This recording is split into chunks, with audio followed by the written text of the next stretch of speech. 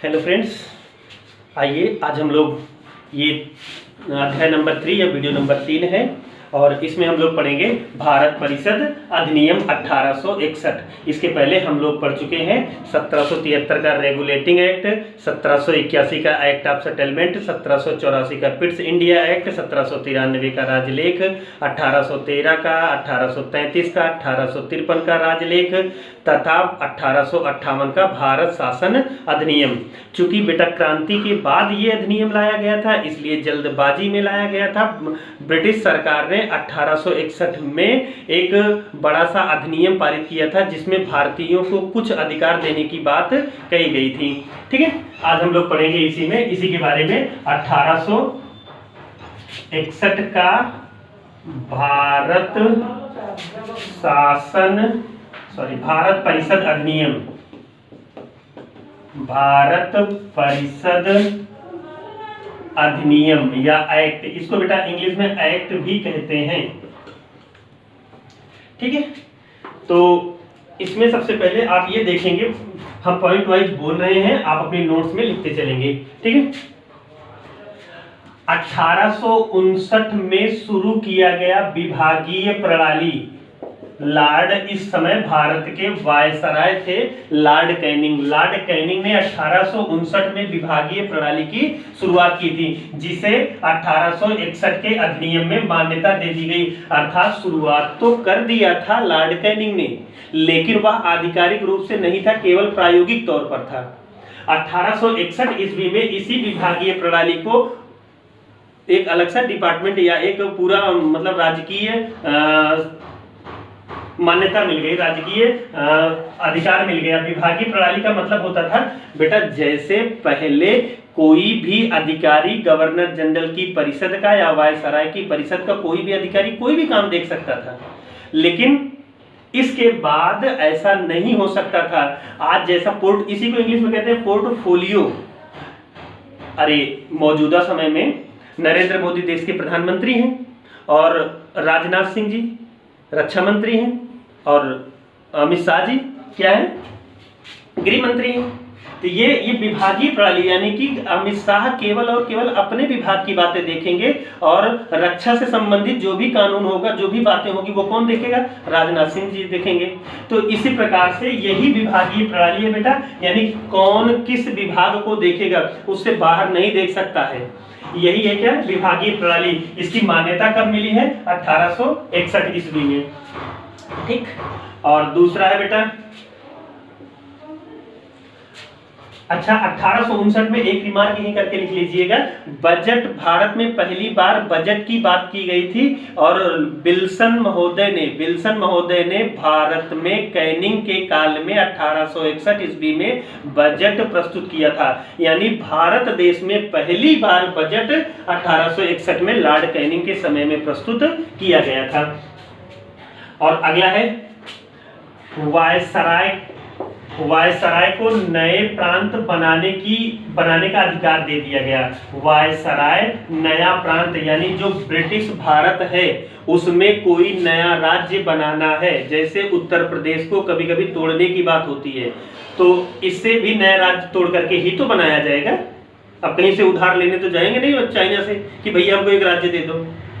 करेंगे क्या, वायसराय नया प्रांत बना सकेगा, इसकी पावर दे दी गई थी। तथा वायसराय की परिषद में 5वें सदस्य के रूप में, वायसराय की परिषद में 5वें सदस्य के रूप में एक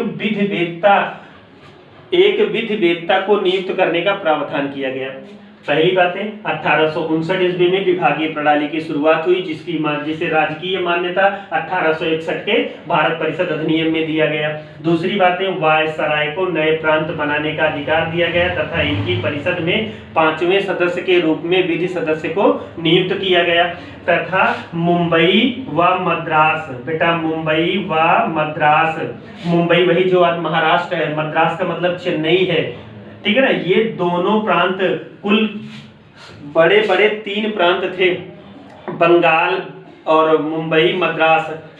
तो मुंबई तथा मद्रास को विधि बनाने का, यानी इन प्रांतों को, मुंबई प्रांत को और मद्रास प्रांत को विधि बनाने का अधिकार दे दिया गया। यानी इसके पहले विधि कौन बनाता था बेटा? वायसराय बनाता था। अभी क्या कर दिया गया 1861 के अधिनियम से? इनको अर्थात मुंबई को और मद्रास को भी विधि बनाने का अधिकार दे दिया गया। अब क्या किया गया? कानून निर्माण का विकेंद्रीयकरण किया गया। पहली बार कानून निर्माण का विकेंद्रीयकरण किया गया। ठीक है, पहली बार कानून निर्माण का विकेंद्रीयकरण किया गया। फिर इसके बाद है बेटा वायसराय की परिषद में, वायसराय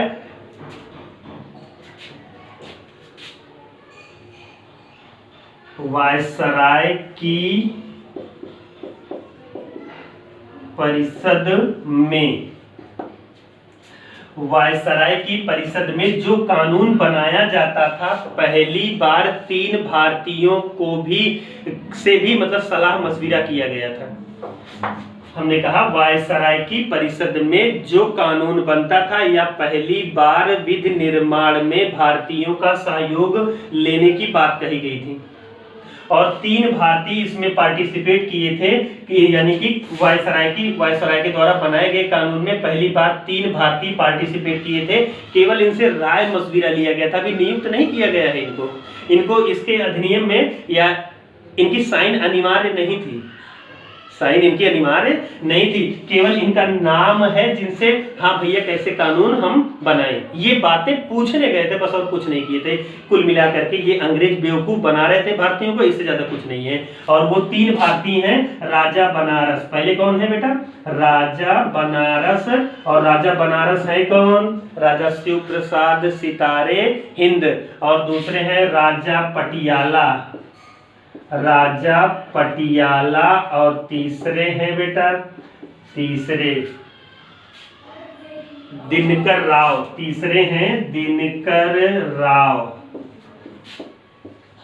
दिनकर राव। ठीक, इतना हो गया आपका 1861 का भारत परिषद अधिनियम से संबंधित बातें। और आपको यहीं पर एक नोट या रिमार्क करके लिखना होगा बेटा, 1861 ईस्वी में उच्च न्यायालय अधिनियम पारित किया गया था। 1861 में हाई कोर्ट अर्थात उच्च न्यायालय अधिनियम पारित किया गया था और इसी के तहत 1862 में पहली बार बंगाल, मद्रास, मुंबई में हाई कोर्ट की स्थापना की गई थी इसी अधिनियम के। बेटा अधिनियम पूछेगा तो 1861 के अधिनियम के द्वारा भारत के 3 ब्रिटिश प्रेसिडेंसी में मुंबई, मद्रास तथा बंगाल में 1862 में हाई कोर्ट की स्थापना की गई थी।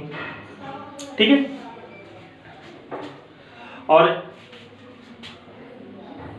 अच्छा एक पॉइंट इसमें बढ़ा लीजिएगा, यहां पर आप लोग पहली बार वायसराय को अध्यादेश जारी करने की शक्ति दी गई थी। अध्यादेश, ये क्या होता है अध्यादेश? अभी आगे हम पॉलिटी में आपको बहुत डिटेल में बताएंगे अध्यादेश होता क्या है। यानी वायसराय को अध्यादेश पारित करने की शक्ति प्रदान कर दी गई बगैर विधान परिषद की अनुमति के। यानी अगर वायसराय का मन है अध्यादेश पारित करने का तो उससे विधान परिषद से अनुमति लेना नहीं है। ठीक है, इतनी बातें हो गई आपकी 1861 के भारत परिषद अधिनियम की।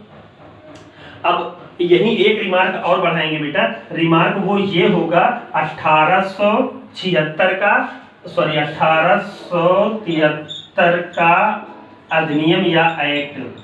इसी अधिनियम के द्वारा, ध्यान से सुनिएगा, ब्रिटेन की संसद के द्वारा इसे पारित किया गया था। 1873 का एक्ट या अधिनियम ब्रिटेन की संसद के द्वारा पारित किया गया था बेटा।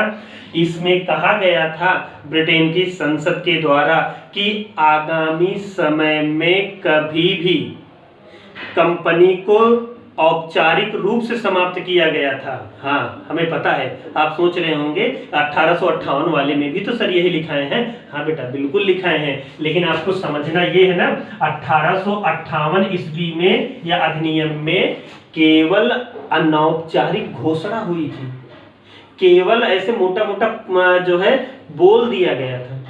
अभी लिखित तौर पर नहीं हुआ है। लिखित तौर पर इस अधिनियम में जब कहा गया कि कभी भी कंपनी को औपचारिक रूप से पारित किया गया, अरे सीधी सी बात है, हम लोग कभी घर से पैसा मांगना होता है तो पहले तो ऐसे बहुत गंभीर नहीं कहते हैं हमको पैसा चाहिए, तो वो घर वाले ना, मम्मी पापा लोग ऐसे सुनते हैं, हाँ ठीक है मिल जाएगा, कहीं परेशान हो। लेकिन जब हम लोग जबरदस्ती मांगने लगते हैं, दबाव डालने लगते हैं, नहीं अब हमको चाहिए ही चाहिए, तो वैसे ही जब दबाव डालने लगते हैं तो क्या होता है, फिर मम्मी कहती हैं पापा से, और पापा से फिर ले दे करके किसी तरीके से हम लोगों को पैसा मिलता है। यानी वास्तव में जब हम शुरुआत में रोना धोना शुरू किए थे, मुंह बनाना शुरू किए थे, तब पैसा नहीं मिल रहा था, तो वो अनौपचारिक था। लेकिन जब हम दबाव डाल दिए, यानी उसे सरकारी तौर पर कहलवा दिए, तब वही क्या हो गया, क्या हो गया, औपचारिक हो गया। 1873 के अधिनियम के द्वारा औपचारिक रूप से कंपनी को कभी भी समाप्त करने की घोषणा की गई। इस संदर्भ में बेटा 1 जनवरी 1884 ईस्वी को कंपनी को पूर्णतः समाप्त कर दिया गया। 1 जनवरी 1884 ईस्वी को कंपनी को पूर्णतः औपचारिक रूप से भंग कर दिया गया है। एक और रिमार्क बेटा यहीं पर लिखेंगे, बहुत इंपॉर्टेंट है। 1876 का शाही अधिनियम, 1876 का शाही अधिनियम, इस अधिनियम के द्वारा 28 अप्रैल 1876 को ब्रिटेन की महारानी को भारत की साम्राज्ञी औपचारिक रूप से घोषित किया गया।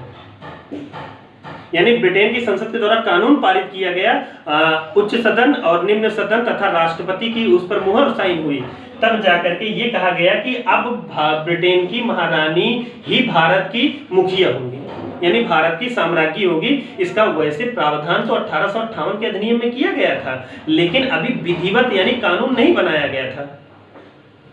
ठीक है, अब यहाँ कानून बना दिया गया 1876 के शाही अधिनियम के द्वारा ब्रिटेन की महारानी को भारत की साम्राज्ञी बना दिया गया औपचारिक रूप से।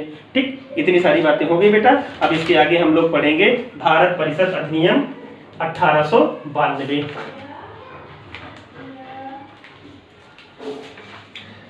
चलिए आते हैं अगला अधिनियम।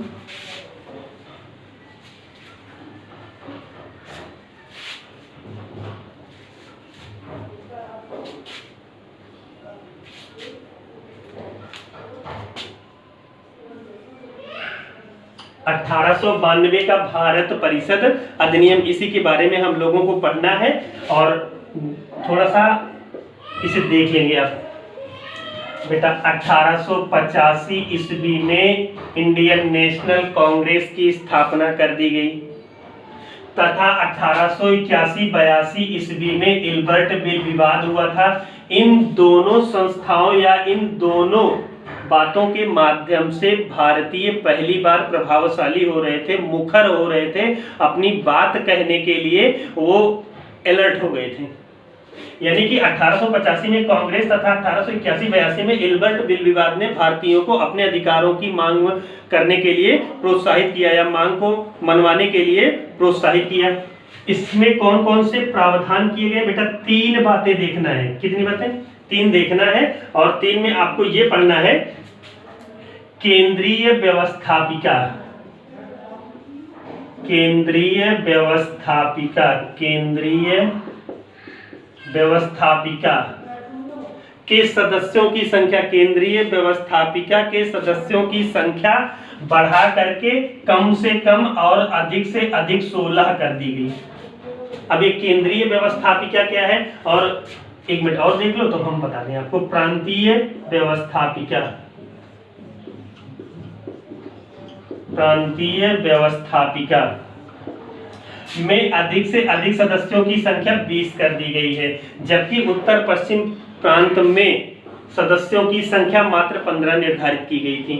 बेटा जैसे केंद्रीय व्यवस्थापिका का मतलब होता है, हमारे देश में आप देखेंगे एक मोदी सरकार है, ठीक है ना, यानी भारत सरकार है, ठीक है, और मोदी सरकार है, भारत सरकार है, केंद्र सरकार है, तथा ये संघ में होते हैं बेटा, और इसी तर्ज पर राज्य में भी सरकारें होती हैं। इसे कहते हैं आज के जमाने में या आज के समय में कहेंगे योगी सरकार। उत्तर प्रदेश में इस समय योगी आदित्यनाथ की सरकार है ना। तो केंद्र का कानून बनाने के लिए संघ सरकार, राज्य का कानून बनाने के लिए योगी राज्य सरकारें होती हैं। सेम उसी पैटर्न पर है केंद्रीय सरकार या केंद्रीय व्यवस्थापिका यानी संसद, और इसका मतलब होता है क्या, राज्य विधानमंडल। यानी कि केंद्रीय यानी मोदी के यहाँ कम से कम 10 सदस्य होंगे और ज्यादा से ज्यादा 16 सदस्य होंगे, तथा योगी के यहाँ अधिकतम 20 सदस्य होंगे। न्यूनतम का कोई जिक्र नहीं किया गया था, इसी अधिनियम का प्रावधान है। ठीक है। और पहली बार भारत में अप्रत्यक्ष चुनाव की बात कही गई थी। इसी अधिनियम के द्वारा अप्रत्यक्ष चुनाव की बात कही गई थी, यानी कि अब भारतीयों को भी प्रांतीय व्यवस्थापिका में चुना जाएगा, लेकिन मतदान करके नहीं। इनको अप्रत्यक्ष चुनाव के माध्यम से या मनोनीत करके चुना जाता था बेटा, और ये आते थे जिला बोर्डों से। ठीक है ना, जिला बोर्ड बता रहे हैं, समझा रहे हैं, नगर निगम से और विश्वविद्यालय बोर्ड से तथा वाणिज्य मंडल से।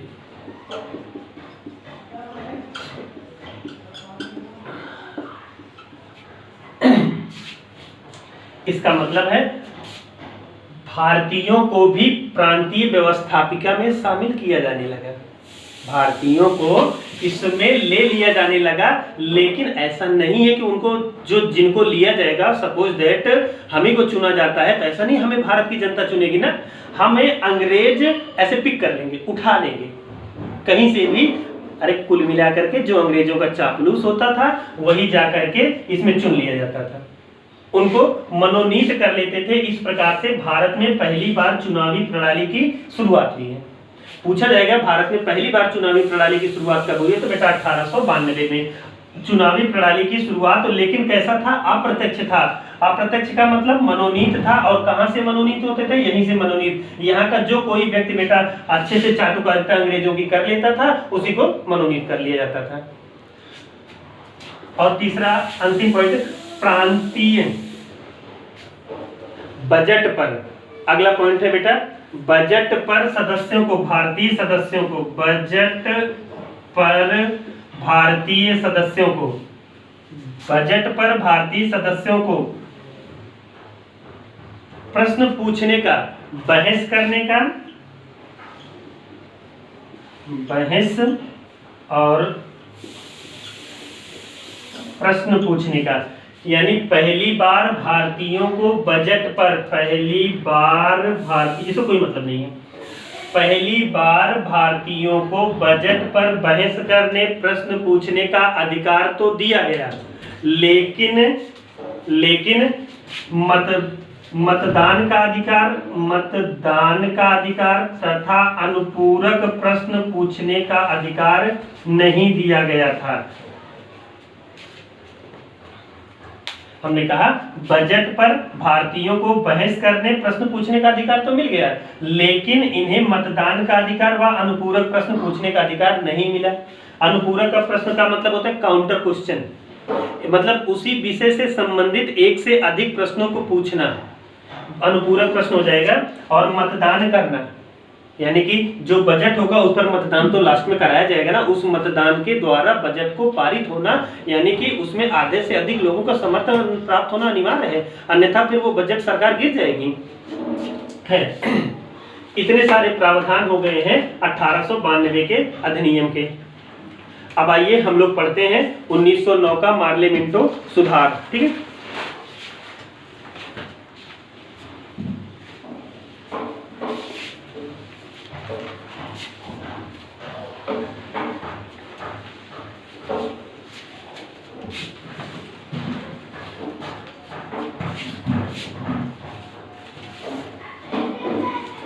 1909 का भारत परिषद अधिनियम, या इसी को कहते हैं बेटा मार्ले मिंटो सुधार।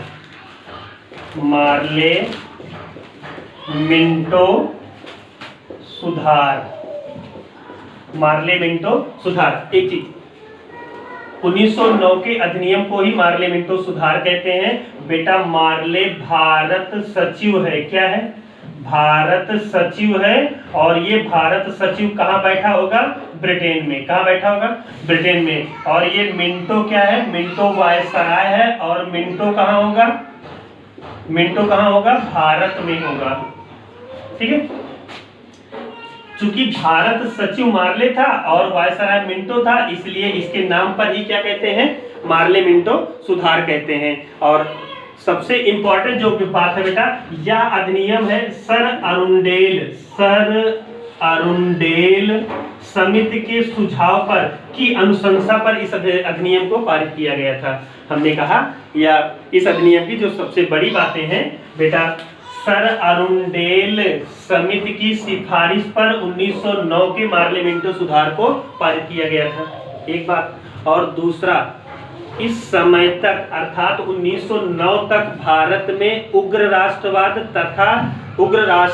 तथा क्रांतिकारी राष्ट्रवाद का जन्म हो चुका था और ये पूरे भारत में बुरी तरीके से फैल चुका था।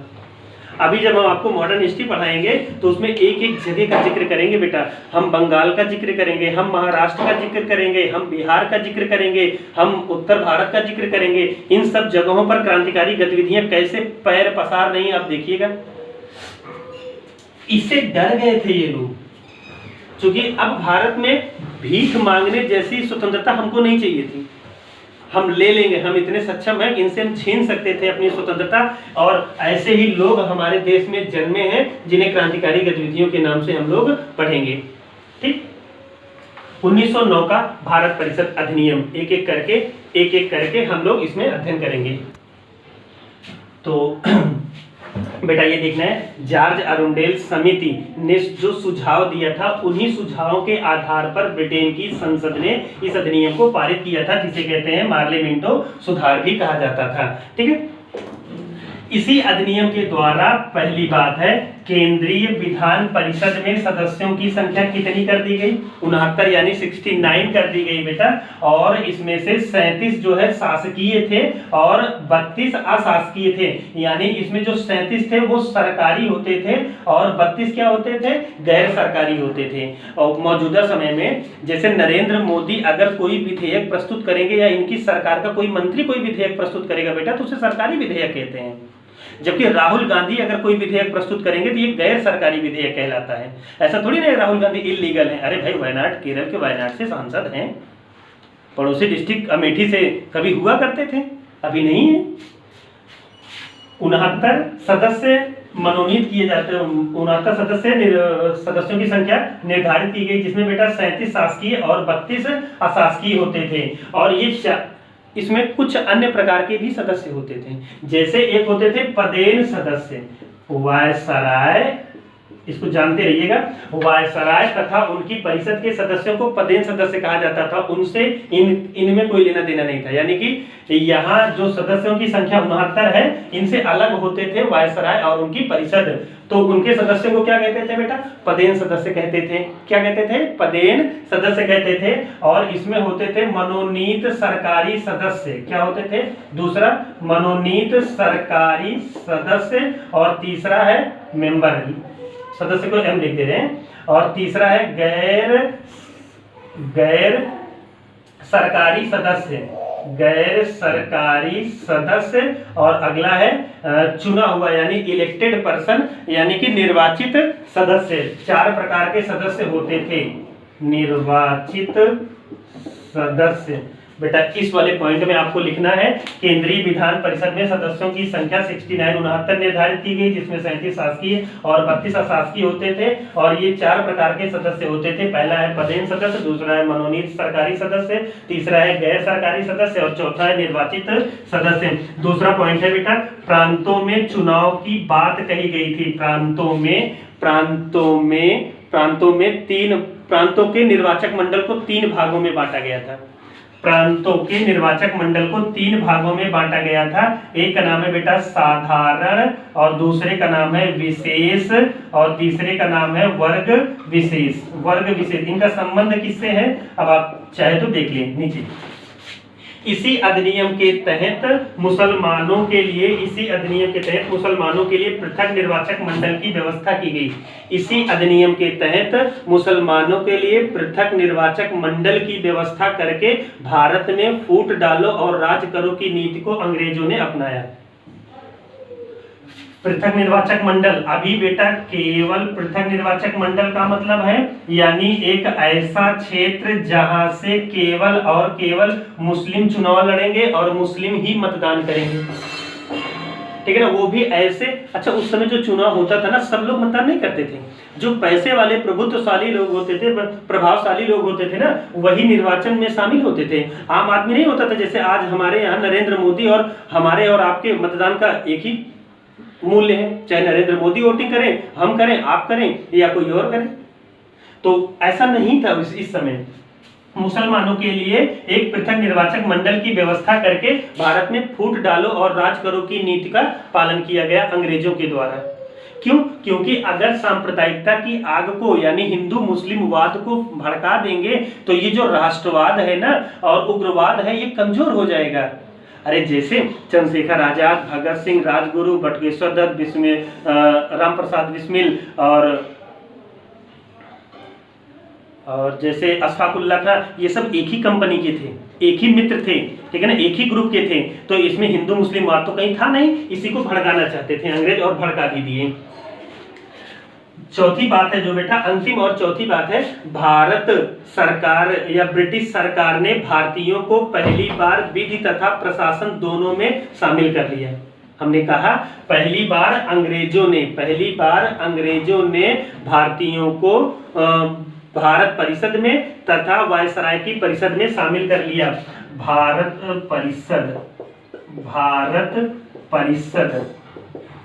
परिषद बेटा कहाँ रहता था? ब्रिटेन में रहता था। और वायसराय परिषद कहाँ रहता था? वायसराय परिषद भारत में रहता था। पहली बार भारतीयों को भारत परिषद में तथा वायसराय की परिषद में शामिल किया गया विधि तथा प्रशासन हेतु, विधि निर्माण हेतु तथा प्रशासन हेतु। और इसमें शामिल 2 भारतीय हैं बेटा, एक का नाम है केसी गुप्ता। क्या नाम है? केसी गुप्ता। और दूसरे वाले का नाम है सैयद हुसैन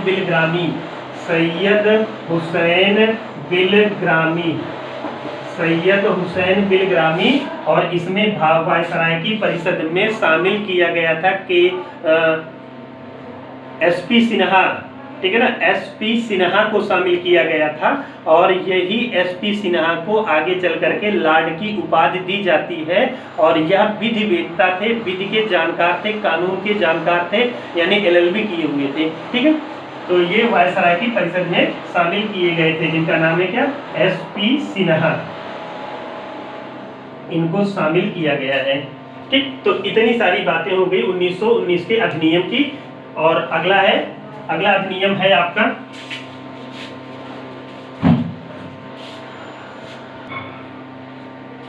1919 पढ़ाना है, लेकिन अब हम इसके आगे आपको कल पढ़ाएंगे या अगले वीडियो में हम आपको 1919 के अधिनियम से संबंधित बातें, इसको मॉन्टेग्यू चेम्सफोर्ड अधिनियम भी कहते हैं, 1935 1947 से संबंधित सभी बातें बताएंगे। फिर संविधान सभा का निर्माण होगा, बैठक होगी, सारा कुछ अपने रूटीन वे में आ जाएगा जैसा कि हुआ है, ठीक है। आज के लिए बस इतना ही। Thank you.